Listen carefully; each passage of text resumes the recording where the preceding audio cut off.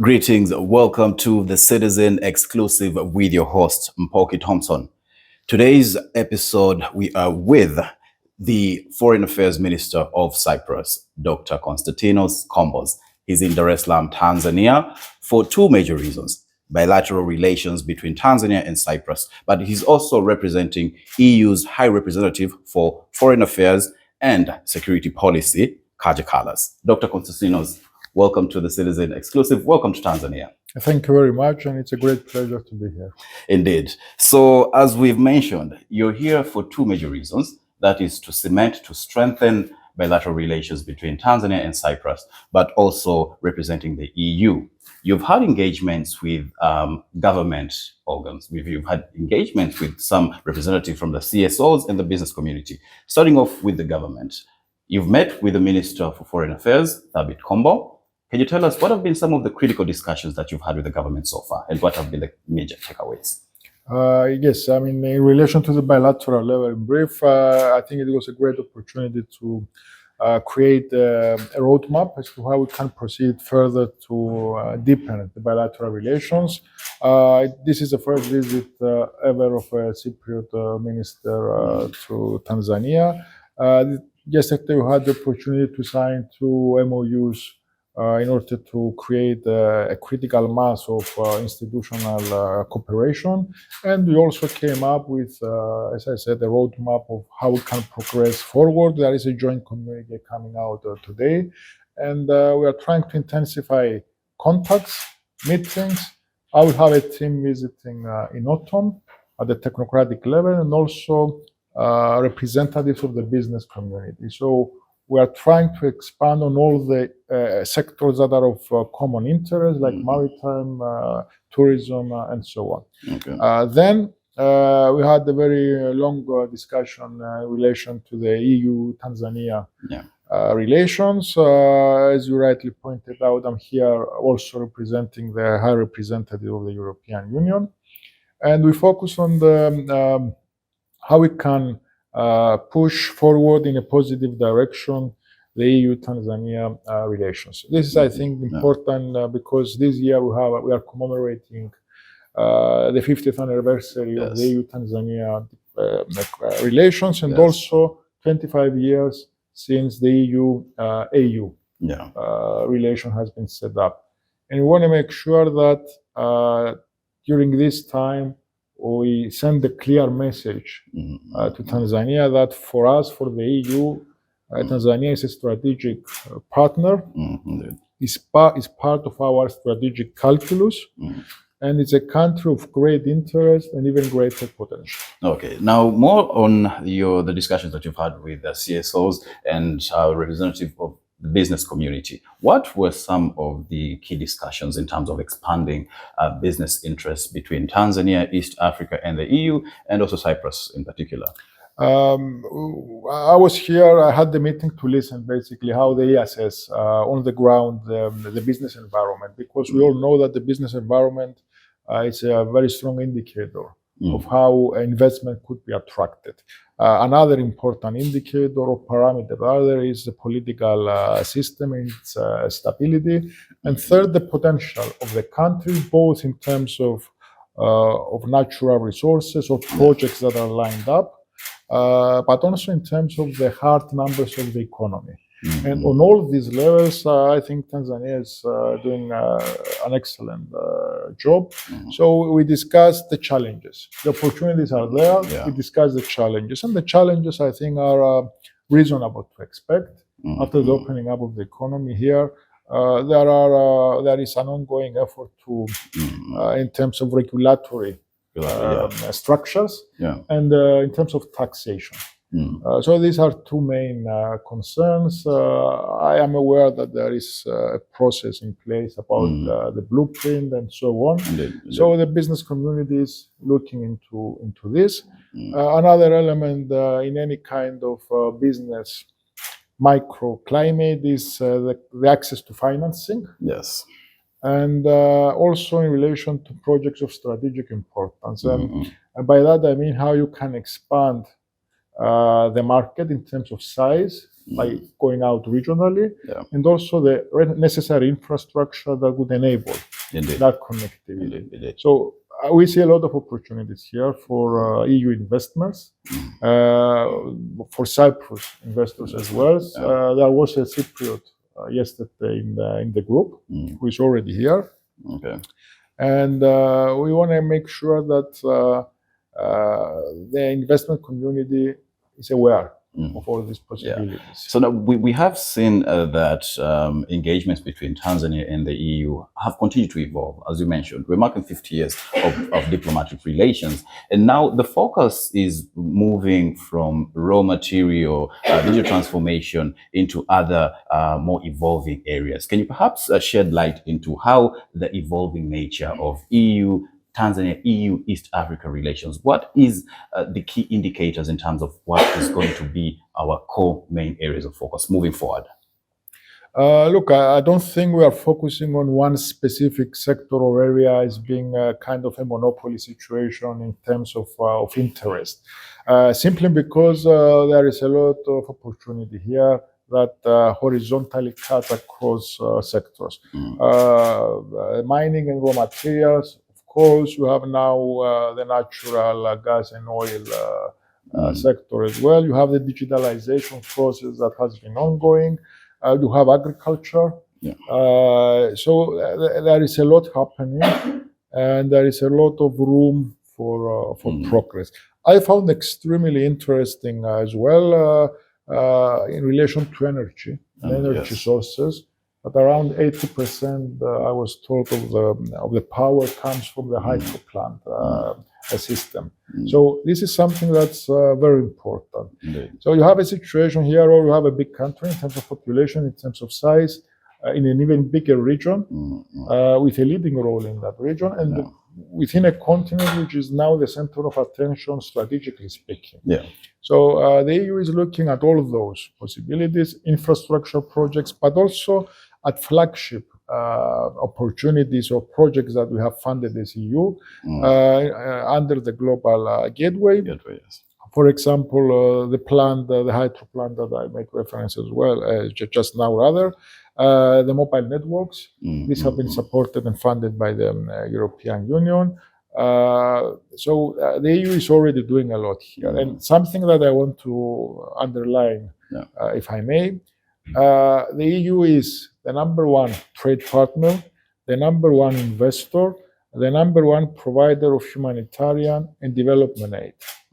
The European Investment Bank is the biggest financier in what's happening in Tanzania and in the region as well. So this is something that we need to make sure that is projected out there, because it shows that the EU is a strategic partner that is here for the long run. The long run, yeah. So as you mentioned, the EU remains one of the leading trade and market partners for Tanzania in the East African community, particularly with Tanzania in 2023, the bilateral trade was valued at $2.1 billion. And at regional level, it is over 7 billion.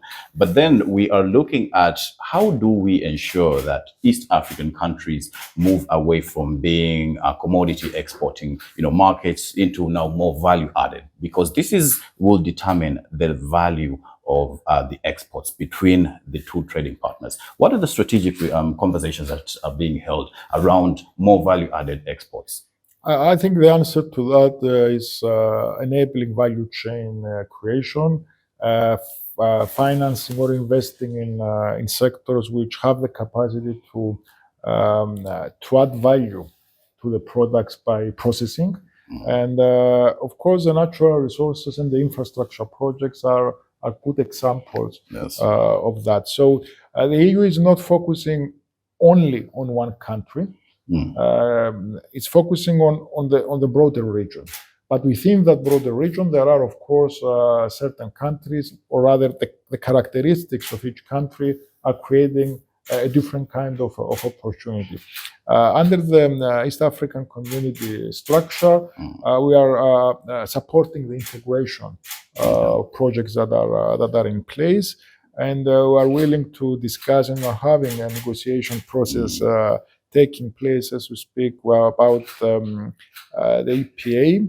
European Partnership Agreement, which could be a tool in promoting that kind of relation. But we should not be focusing just on that, because the EU has a very broad toolbox of available possibilities. And the idea is to be here, to show that we are interested, to express our strategic outlook as to the region, and to try and explore the available tools that we have at our disposal, and how we could instrumentalize them for pursuing goals of win-win situations. Okay, so you've talked about the EAC. Now let's look at the Africa Continental Free Trade area, which has remained heavily unexplored in terms of tapping into its full potential.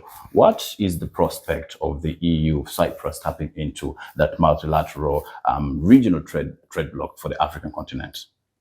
The first step is at the EU level, as I said, is trying to establish or what we are negotiating the EPA agreement. That would be something that would be gearing towards empowering further the East African community goals and attaining those goals.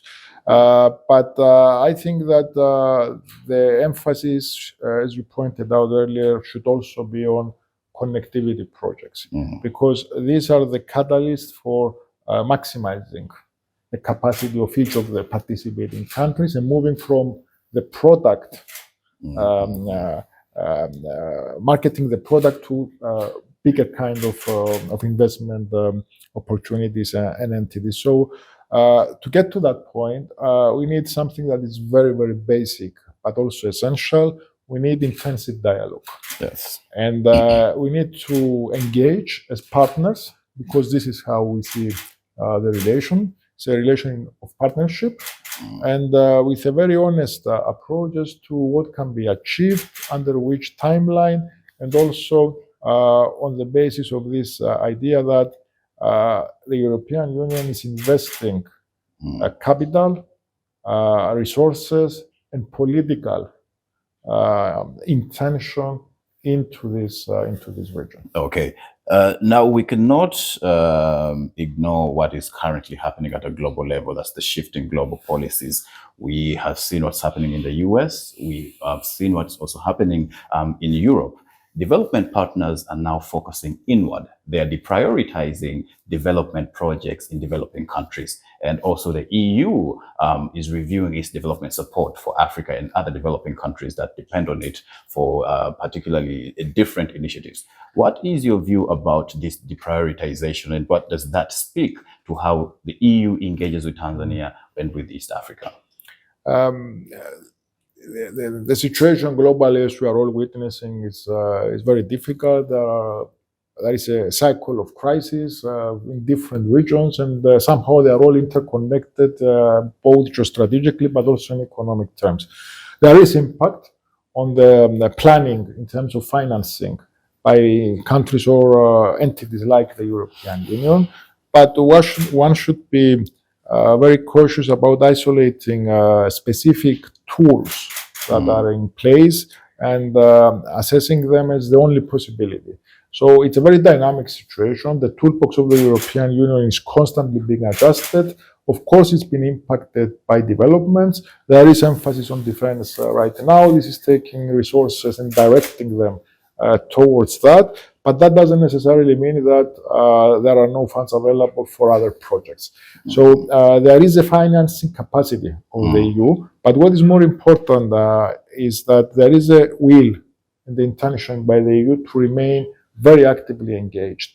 And there are possibilities, there are tools in place, the interest is there. And as I already mentioned, it's very important to maintain this kind of dialogue. There is a lot of funding coming into Tanzania in terms of the flagship projects that I mentioned earlier. But this is kind of a cycle or a round of financing that is taking place. Now, it is very important that we include in this cycle new projects, new ideas, but also looking on how the EU could be more competitive in relation to projects of a bigger scale. Bigger scale, yes. relating to natural resources or infrastructure. Yeah. So with that, what are some of the projects that you foresee are going to continue to be deprioritized in this part of the region as we reassess the relation that Tanzania, East Africa has with the EU? What are those projects that are going to be heavily impacted? In terms, you mean, of a positive input? Yes, I mean, we are looking at how the relation is evolving between EU and Tanzania and East Africa in terms of development support. As we are deprioritizing some of the projects, what key initiatives that have for many years been implemented in this part of the world that moving forward, the EU might have to deprioritize and focus on other core areas that have bigger scale? As you mentioned, we're now looking at scalable projects. I don't think that the EU is in the business of having abrupt kind of a stop into financing projects simply because it's operating in a long-term kind of approach. It's more interesting, I think, to focus on positive projects that are possibly in the pipeline or could become part of the design and the planning. And Tanzania is regionally leading in terms of natural resources and in terms of raw materials and so on. It's infrastructure, it's a maritime sector, electrical connectivity. You have data cabling that could be very interesting as well because of the digitalization of the economy that is moving forward. So we see here a land of opportunity with great potential. And it's relevant the fact that the toolbox of the EU has this agility. So moving away from a developmental or a humanitarian category doesn't mean that more resources would not be entering into a destination through other kind of initiatives. Okay, so part of your visit also comes at a time where Tanzania is preparing for the general election in October. The government has made it very clear that this year's elections are fully funded through domestic revenue. There is no any international support that is funding the elections. And over the years, in the past elections, there have been allegations of election misconduct, particularly raised by the opposition party. The government has denied and continues to deny such claims. And the EU and other Western partners have also been scrutinized by the government. They've been criticized by the government in terms of some of the views that are often shared to the media, to the international community. What do you think the role of external partners will be this time around, that the government has decided that it is funding the elections fully through internal revenue? And what role will EU play?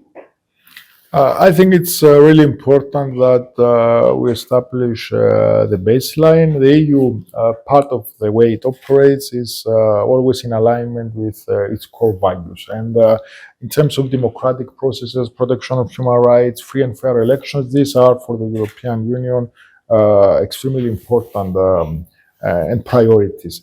And the political connection is very much going hand in hand with the economic investment. So the fact that it's self-financed, the elections, is always something that is positive. We had a very honest conversation yesterday about how the electoral process is going and the situation is developing leading up to the autumn electoral process.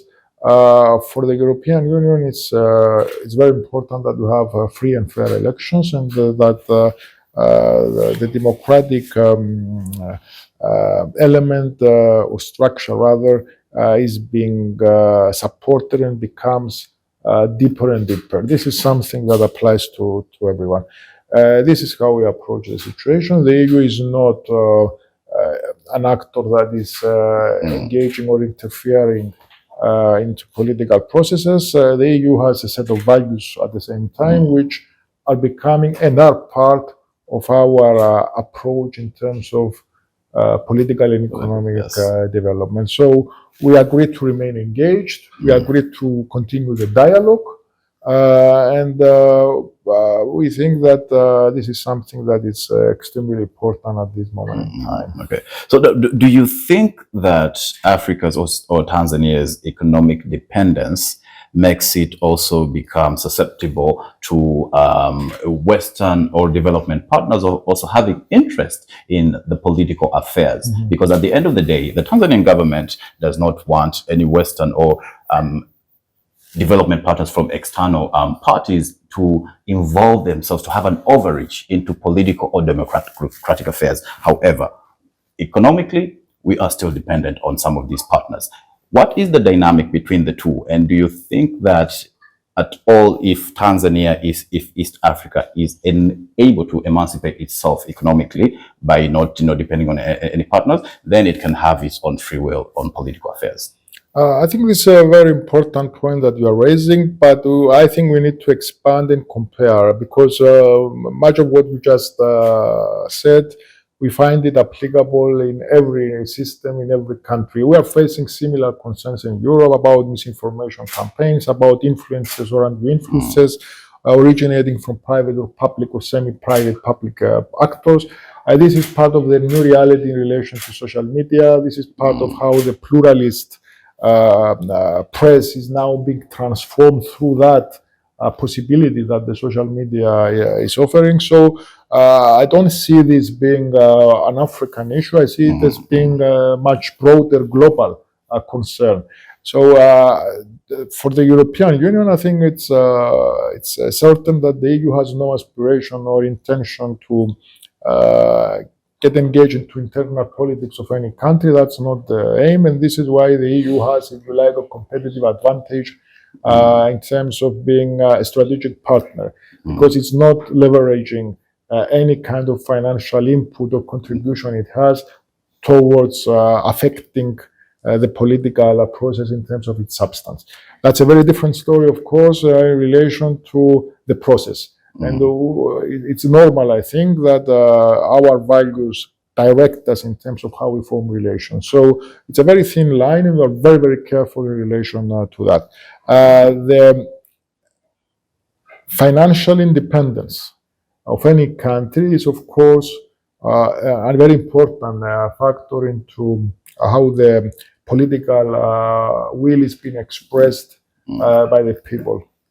But as I just alluded, this is not, I think, the only parameter, because even in cases where you have advanced economic situations or advanced economies, there is still the possibility now and the danger of misinformation trying to affect the political processes. And this is something we have seen, as I already mentioned, at a global scale. And we need to be much more careful in how we regulate these possibilities. We have opted for a model of delegated regulation, of self-regulation, that we have to take a different and a new look and to assess how the impact on the political process, how the political process has changed in effect because of technological advancements. Okay, so as we're almost coming to a conclusion, when a representative from the EU or from any other Western countries comes to Africa, comes to Tanzania for bilateral relations in terms of economic ties, but also political and democratic ties,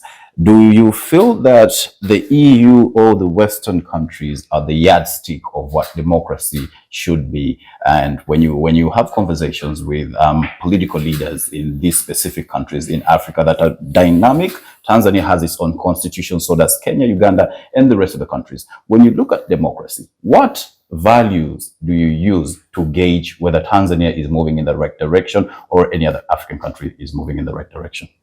I think that would be the wrong approach to try and impose or preach on any country as to values and as to how things should be run, especially as regards constitutional autonomy. And I'm a constitutional lawyer by profession. I mean, the Westphalian legal order, international order rather, and the autonomy of states and their right of self-determination and how they determine their constitutional processes and so on. This is not something that the European Union or anyone should be actually trying to change or alter. So at the same time, you have a set of values as an organization, as a supranational organization. It's a union of states, of 27 member states. And what keeps us together is this core set of values that guide us as a compass. So it's not like we're trying to impose, but we see that part of those values, or those values are and should be, in our opinion, joined. So would anyone disagree with the need for having the rule of law, independent judiciary, protection of human rights, free fair elections, representative democracy, separation of powers? I don't think we are talking in different kind of language here. I think we are talking the same exact language, and we are using the same lexicon and terminology. Sometimes it's about processes, and sometimes every country should be searching, in my personal opinion, for good practices that could be found somewhere. But searching on your own will and having someone impose it on you are two completely different matters. So we are not in the imposing business, we're in the partnership business. And we see Tanzania as being a very valuable strategic partner for the European Union. Yeah, but when a political affair that's happening in Tanzania is discussed at the EU, what gives the EU that mandate to scrutinize political affairs of Tanzania? Because I'll just give a prime example of what's happening with the main opposition leader. The case that he's facing here in Tanzania, it was a topic of discussion at the EU, and we as media covered it. And there was a lot of backlash into why the European Union is discussing an affair here in Tanzania. Again, that's why I asked, what values do give the EU that mandate to assess a political affair in an independent country? Having the conversation about things happening, or allegations that are out there in the open that, if true, could be of serious concern to anyone. I think this is a common concern. If you have a partnership, collaboration relation, and you are in our system as EU earmarking funds or planning out a strategic kind of project and trying to deepen the relation, there are internal rules that are guided by the values of the EU that direct the system on the way it approaches certain things. The parliamentarians under the EU system have the right to register issues for debate and express their views. We are here to have a conversation at the political executive level. Concerns that have been raised have been discussed. And I think among friends, having the conversation and the honest discussion is something that is very much reasonable. We should not be misconstruing that with anything having to do with trying to muddle into internal politics. Because, as I said, this is what's differentiating the European Union from other entities. This is not what we do. We are having an honest conversation because in our system, political progress and economic investment are not possible to be detached. So this is the whole rationale and mentality. It's not about having the right. It's about having the space and the discretion to have these conversations in an open democratic structure as regards the financing structures that are in place and the use of the toolbox. It's pretty normal. It's happening in relation to many countries with which we have partnerships. And I think it's a very positive sign that we have this opportunity to have these conversations, and more importantly, the opportunity to be here, have this discussion. The Minister of Foreign Affairs was in Brussels in April. So this is an ongoing process of dialogue, which I find very, very useful and important. Okay, so as we speak at the moment, that particular conversation between the EU and the Tanzanian government, in light with that particular issue, the conversation, the dialogue is going positively. You mean about the general political situation, or about the economic? The political situation, the matter that was discussed at the EU. I'm quite sure there have been granular conversations beyond that with the Tanzanian government in terms of trying to understand the way forward. Has that matter, and even during your visit, have you talked about that? I can only speak about what I had the opportunity to discuss, and I had the opportunity during the meeting relating to me representing the European Union here to have this conversation with my counterpart. It was a very genuine, open frank conversation between two friends. We discussed certain of the concerns or the challenges that have been aired in public, and we agree that this is a discussion that can continue and be carried forward, whether that's by me, who am now representing the union, or by the people of representing the union here or in Brussels, or through all the available channels.